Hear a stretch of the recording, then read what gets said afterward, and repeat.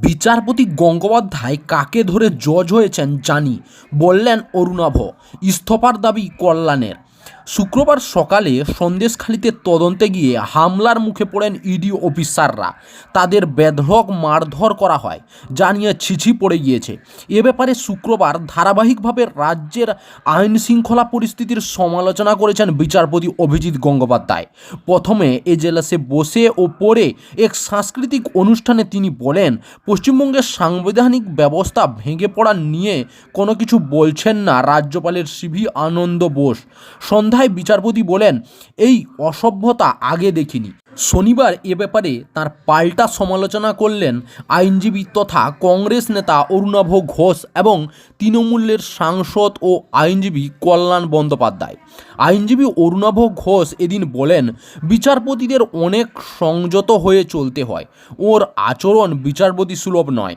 কাকে ধরে উনি 56 বছর বয়সে জজ হয়েছেন তা আমি জানি।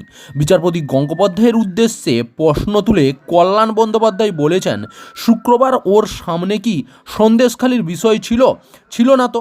তাহলে উনি আগ বাড়িয়ে কেন সন্দেশখালি নিয়ে সাংবিধানিক ব্যবস্থা ভেঙে পড়া বা রাজ্যপাল ইত্যাদি বলেন? তার মানে উনি নিজেই সংবিধানের সত্য ভাঙছেন, আদালতের গরিমা নষ্ট করছেন।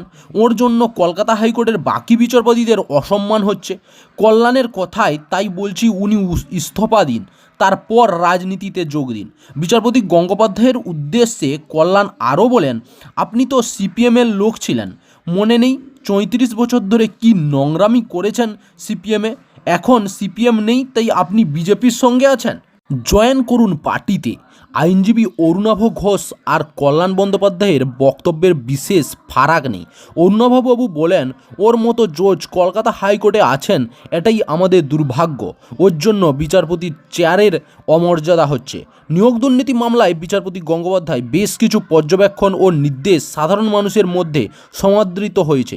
এর ফলে তার একটা জনপ্রিয়তা যে তৈরি হয়েছে তা নিয়ে সন্দেহ নেই। কিন্তু আইনজীবীদের অনেকেই মনে করছেন, সভায়, অনুষ্ঠানে বা কার্যত সাংবাদিক বৈঠক করে বিচারপতি গঙ্গোপাধ্যায় যেভাবে এবং যে ধরনের কথা বলছেন তা আগে কোনো বিচারপতি বলছেন কিনা সন্দেহ।